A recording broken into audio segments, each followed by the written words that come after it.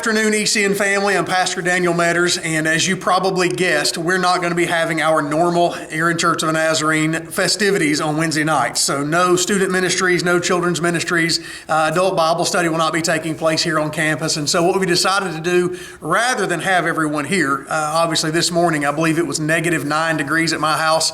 You can probably see the amount of light that's shining in right now. It is a bright day right now, which is helping to clear things up. But as you're well aware, as soon as that sun goes behind the horizon just a little bit, everything will freeze back up solid. And so we've just decided to forego this evening. I expect we'll be back up and running wide open on Sunday, but as always, check back with our website, our all church emails, and then also our social media platforms so that you'll know what's going on and be able to stay up to date. I want to start this evening by letting you know that I'm swapping what was originally scheduled for us to be on Sunday morning. I'm kind of swapping that over. So if you're following along, rather than talking about Job this afternoon, I'm going to be talking about Genesis chapter 11, which is the Tower of Babel. As a matter of fact, Job will be our Sunday conversation. You're welcome to go ahead and read for that and be prepared for it. I want to start by telling you a couple of stories of my childhood. This may surprise you, but those of you who know me well, probably not much of a surprise at all. As a kid growing up, I more than one time would speak before I thought.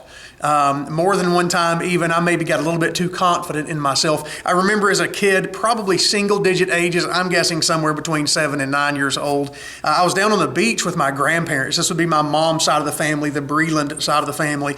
And we're down hanging out on the beach, and it was such a big deal for our grandparents to take us down there. I remember being down playing, having all sorts of fun. But shortly after arriving, I don't even remember how, but I can remember heckling my grandmother. Her name is Kitty. And so I remember Mama, as we called her. I remember heckling her a good bit and kind of making jokes and whatever it was I was doing. But I remember doing something that would kind of provoke her, and I thought it would be fun to kind of provoke it and take off running, right?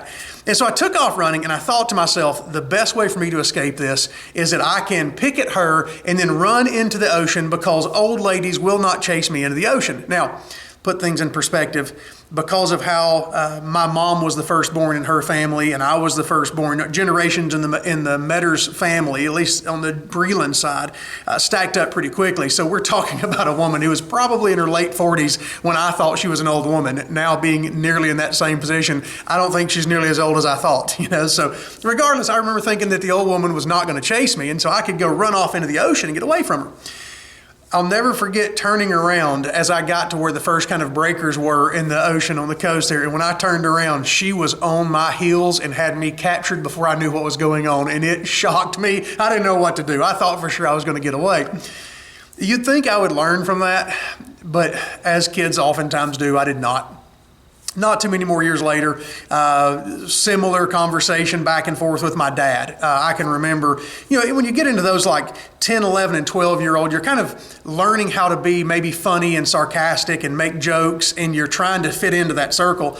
And I can remember with my dad kind of poking the bear, so to speak. I knew that I was flirting with a line and that I may go a little bit too far, but at 11 or 12 years old, I thought I would kind of keep pushing. And I can remember, giving him a hard time. I believe it was even on a fishing trip. But at some point, I suppose I had pushed him a little bit further than I needed to. I remember him turning around and using a line that sticks me to this day. And he said, "Boy, one of these days that alligator mouth is going to overload your hummingbird tail." And I thought to myself, oh my, because he said something smiling at me, but it was also in that smile that you have known before that was also very serious. And I remember thinking, like, I need to tread lightly. This needs to stop. And again, you might think I would have learned my lesson in those times, but as a 14 or 15-year-old boy with my mom this time, I had not.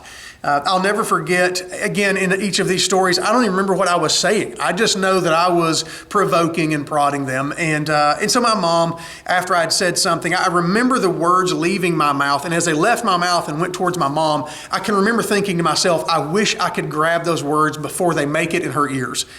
She turned around and looked at me, and now you need to know my mom. She is 5'2.5", and she'll never let you forget the half, by the way. 5'2.5", and so at this point in the game, I'm looking down to her, and she turned back around and looked up at me. I can remember her pointing at me and being very, very stern. Those brown eyes, there was no denying what she had to say was very serious. And she said, "Boy, you don't have to like me, you don't even have to love me, but you will respect me." I can remember thinking that like this may be when I go see Jesus. Like my mom, she was so serious that like I will respect her no matter what. And I had crossed a line in my confidence and also arrogance. I tell you those stories because it is the nature of humanity more times than not that we find ourselves growing in confidence and likely even in arrogance. And I recognize that there is confidence that is good, but you also recognize that confidence and arrogance, though they sometimes walk the same road, oftentimes one goes much further down the road than the other. And so our story this afternoon is one that is really about a group of people that were growing in their confidence, and their actions really took them into a place of arrogance. And so I'd invite you right now to turn to Genesis chapter 11.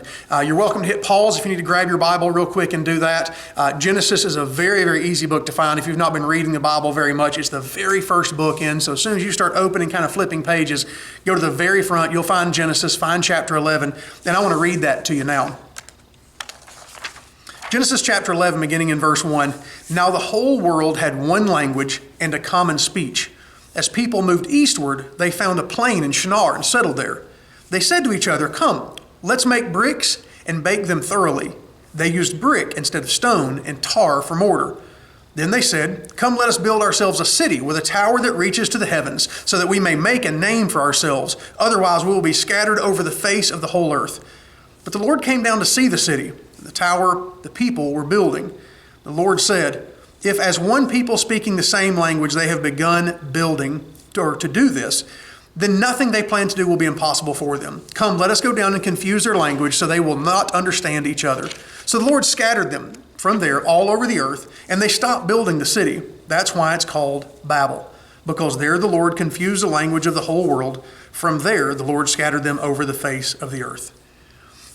I would imagine as you read this, your initial thoughts, much like mine early on, would have been questions like, why in the world does this matter?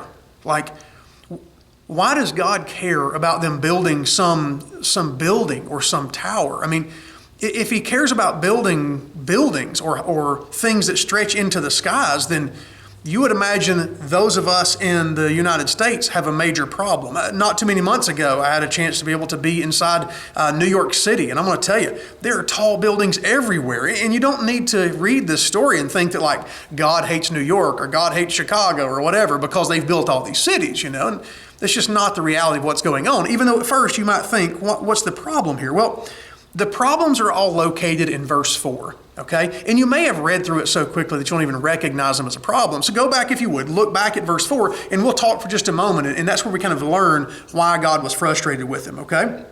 One of the things as you start looking here is they say this phrase, "Let us build ourselves a city." And then a little bit later on in verse 4, "or we will be scattered all over the earth." Now, at first glance, again, the nature of building a city may not be sinful.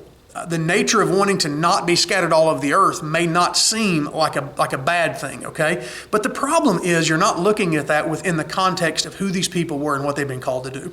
If you remember in the last week, we talked about the story of Noah. At the end of Noah and the flood and all those things that took place, God gave them very specific direction. Genesis chapter 9, verse 1. You can flip back a page or two or scroll back, whatever that may be. Verses 1 and 7, we hear very, very similar language. "Then God blessed Noah and his sons, saying to them, 'Be fruitful and increase in number and fill the earth.'" Again in verse 7, "As for you, be fruitful and increase in number, multiply on the earth and increase upon it." See, folks, when they make the decision that they want to stop spreading around the earth and build themselves a city and begin to be established, at that point they're disobeying what God had commanded them to do, which was to go around the earth and multiply and increase in number and continue to move and expand. So as much as it may not sound at the kind of the knee-jerk surface level that God would be mad at building a city, the reality is it is building a city and stopping expansion that at that point in the story was against what God was telling them to do. So of course God's not happy. He told them, continue to move and go and spread. And now you've decided you no longer want to spread. You want to build a city and a tower in it. And that's not what I've told you to do. And so what a great reminder that sometimes God's particular in the details. And when he tells us to do something, he expects us to do it. Another thing that you would see inside this is a picture of what a tower looks like that reaches into heaven. Now, one of those pictures that we should think about is maybe you think about a tower like the Eiffel Tower or the Leaning Tower of Pisa, or some other thing that kind of sticks out in your mind. Again, a tower in itself, not a problem. All right, building a tower in itself, even today, not sinful in the eyes of God. However, the tower that they're building is a ziggurat-style tower. That style is one that was made by pagans in their worship as a way to build steps or a staircase that they could get closer to God, and also so that they could have a easier access in their minds, an easier access for God, or better yet, the gods, the pagan gods, to come down from whatever the heavens were and spend time with humanity. And so the problem is not necessarily a tower at its core is wrong. The problem with the story is they were following the pagans. They were doing things that they saw people worshiping other gods and thought, we must do that for our God too. Again, it wasn't doing what God asked them to do. It was them taking it upon themselves to say, no. Since these other people are building towers to God, then we should build towers so that God can come to us. And God's saying the entire time, this is not what I asked you to do. It really gets into one of the frustrations I have with the Christian church and really Christian movement in general. Over time, and it frustrates me when I see Christianity doing this, we've been very guilty of taking very worldly or earthly things and trying to turn them Christian, if you will. Maybe even in music, I think this is a great example. Sometimes we take songs or tunes that are from very secular existences, and we use those tunes and change the words to make them Christian words so that we can then show people that this is a great tune and we're going to sing it to Jesus. And I want to be careful. I'm not saying that every time that's been done it's inherently sinful, but you're ultimately communicating to the world that Christians are not creative people, that we're not smart enough, nor are we empowered or inspired enough by our God to write our own stuff. And I know that to you it may not seem like a big deal whatsoever, but to me it's always been a frustration of like, are we not good enough to make our own stuff? And look, I get it. There will be some of you that will say things that are honestly very uninformed in history. And you'll say things like, well, hymns came from other tunes and we just stole those tunes and turned them into hymns. Or the things that we do with, maybe an Easter celebration or even a Halloween celebration are all from pagan rituals. Folks, please expand your horizons to read more than maybe an antagonistic or a pagan historian's view of how things came about, okay? The reality is the vast majority of hymns were written originally. The reality is a lot of the celebrations that we have such deep generations and centuries of deep Christian-rooted tradition in why we celebrate the saints who have gone on before us, or why we celebrate that Jesus Christ was risen from the dead. And so before you allow that antagonistic side to kind of flare up and say that, Christianity has been doing that forever, please be better informed, okay? So as you think about these people and their decision to build a tower, their decision to build a tower was so that they could look like someone else, and especially look like a pagan group of worshipers.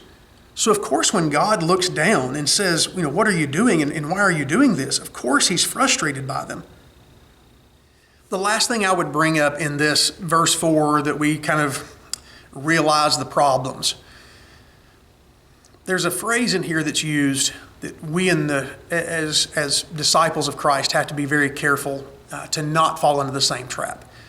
When you read in verse 4 that they wanted to make a name for themselves, I think we have to be very careful when we begin to do things so that we can establish a name for ourselves.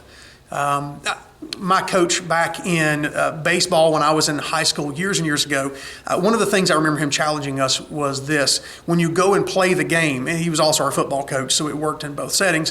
He said, when you go and play the game, I want you to notice something about that jersey you're putting on.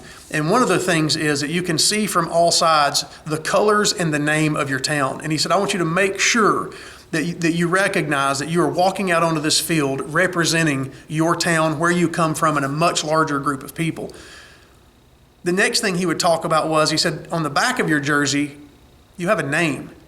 And that name is not necessarily your own, it is your family name.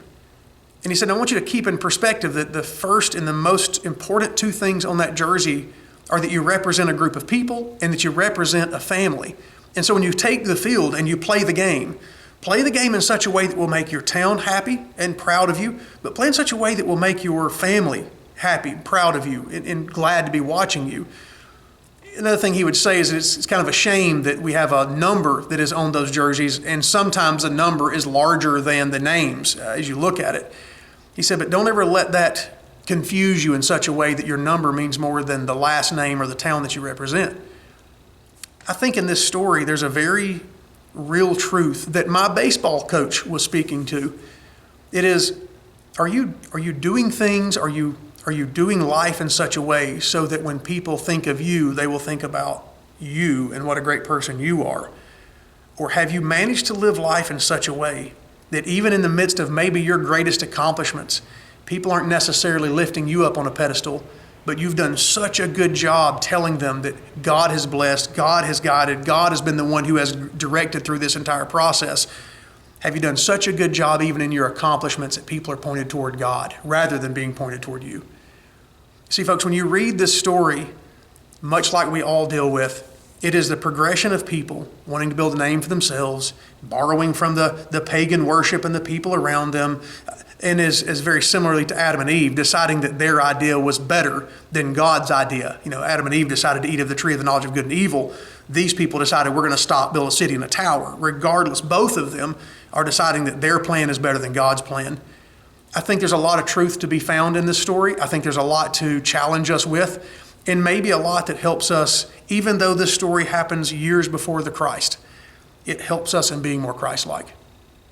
I hope you have a great evening. I hope you stay warm tonight. If you need any help along the way, please don't hesitate to reach out to Aaron Church of the Nazarene, email us through our social media, whatever outlet you may have, and we'll be happy to help you however we may be able to. God bless, and we'll see you Sunday.